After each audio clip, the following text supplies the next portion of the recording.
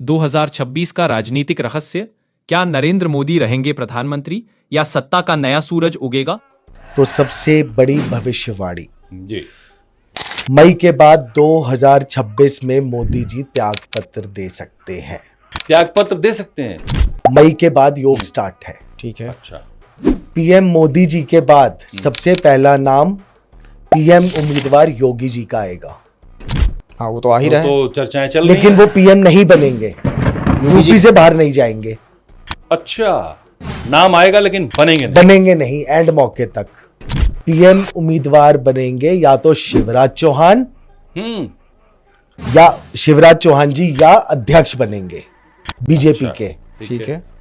दूसरा चौंकाने वाली बात, अमित शाह जी के चांसेस हैं प्रधानमंत्री बनने के, क्योंकि उनकी कुंडली में जो इस साल दशा चेंज हो रही है वो बीजेपी को अलग स्तर पे ले जाएगी जो अभी उनकी ऊपर नीचे चल रही। एक विस्तृत ज्योतिषीय, राजनीतिक और सामाजिक विश्लेषण। भारत जैसे देश में जहां राजनीति सिर्फ सत्ता का खेल नहीं बल्कि भावनाओं का केंद्र होती है, वहां जब किसी लोकप्रिय नेता के भविष्य पर सवाल उठता है तो उत्सुकता और चिंता दोनों बढ़ जाती हैं।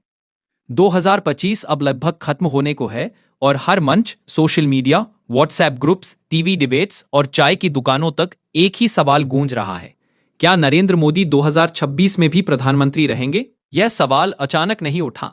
इसकी जड़ें ज्योतिषीय भविष्यवाणियों, पुराने ग्रंथों में उल्लेखित संकेतों और इंटरनेट पर तेजी से फैली 2026 सत्ता परिवर्तन की वायरल भविष्यवाणी में है। पिछले एक साल से ज्योतिष, अंकशास्त्र और राजनीतिक विश्लेषकों को बीच यही चर्चा है कि आने वाला वर्ष भारतीय राजनीति का रूपांतरकारी काल बन सकता है।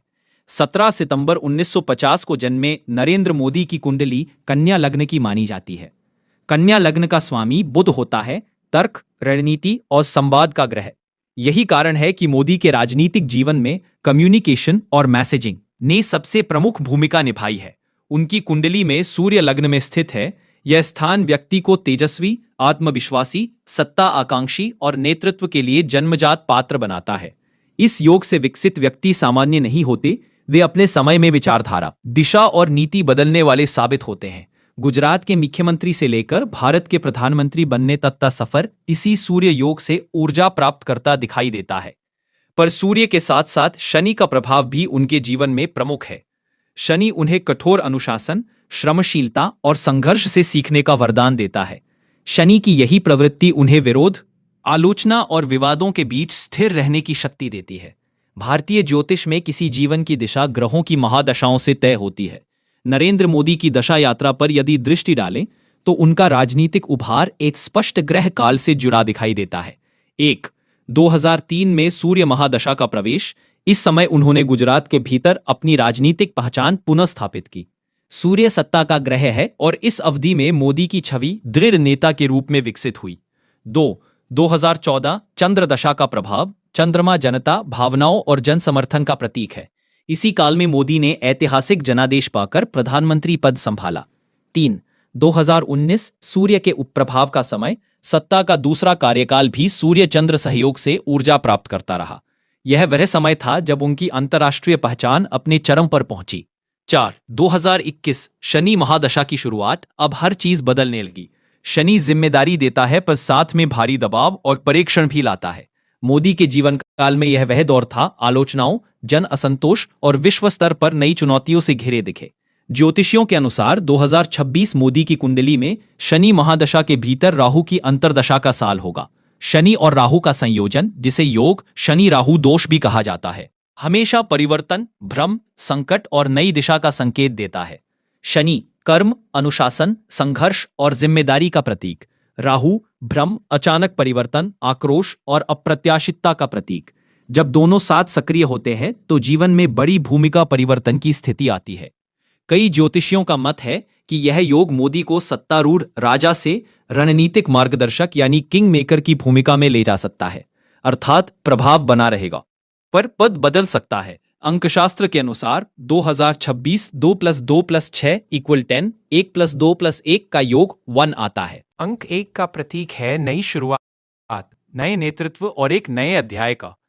अंकशास्त्रियों का मानना है कि जब किसी देश की राजनीति में यह अंक सक्रिय होता है तो वहां नए चेहरे या नई नीति का उभार होता है। 1947, 1980, 2014 जैसे वर्षों में भी यही योग एक नई राष्ट्रीय दिशा के रूप में देखा गया था। इस दृष्टि से कहा जा सकता है कि 2026 सच में एक नए नेतृत्व का वर्ष साबित हो सकता है, चाहे वह व्यक्ति नया हो या वही नेता नई भूमिका में।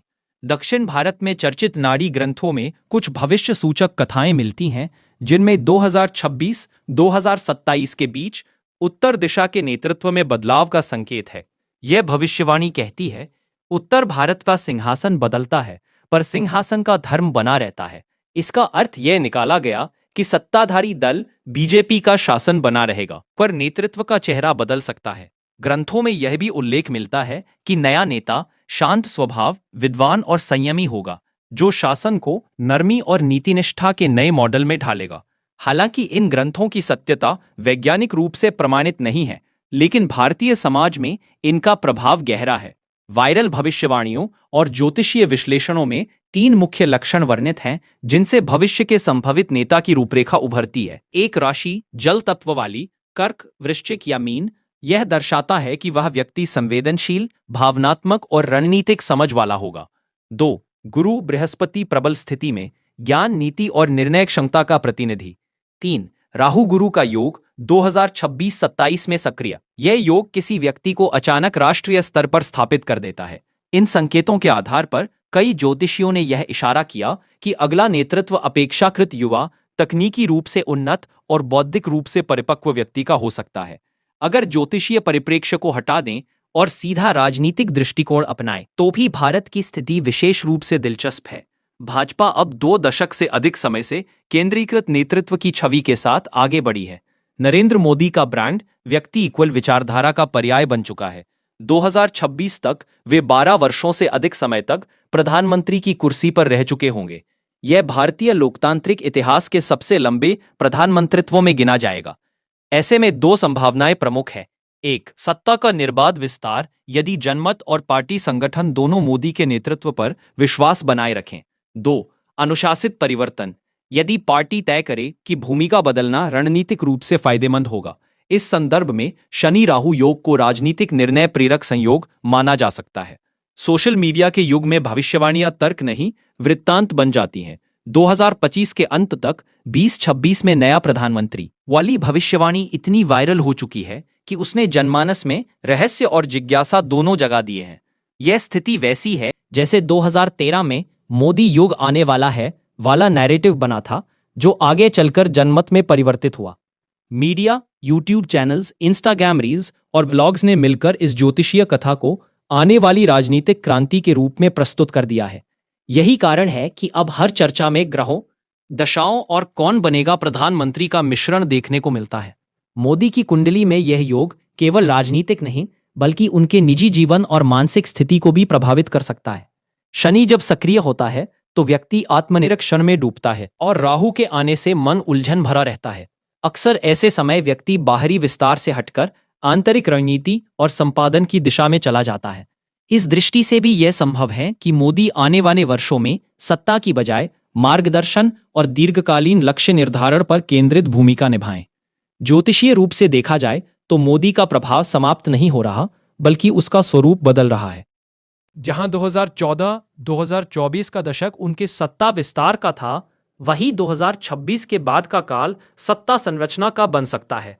यह संभावना है कि वे संगठन को नई पीढ़ी को सौंपते हुए पर्दे के पीछे से रणनीति निर्धारण की भूमिका निभाएं, ठीक वैसे ही जैसे कई अंतर्राष्ट्रीय नेता अपने उत्तराधिकार को दिशा देते हुए परामर्शदात्री भूमिका में आए हैं। यह समझना जरूरी है कि ज्योतिषीय संकेत संभावनाएं बताते हैं, नियतियां नहीं तय करते। लोकतंत्र में निर्णय जनता करती है, ग्रह नहीं। फिर भी ज्योतिष, अंकशास्त्र और परंपरागत भविष्यवाणियां भारतीय मानसिकता का गहरा हिस्सा है।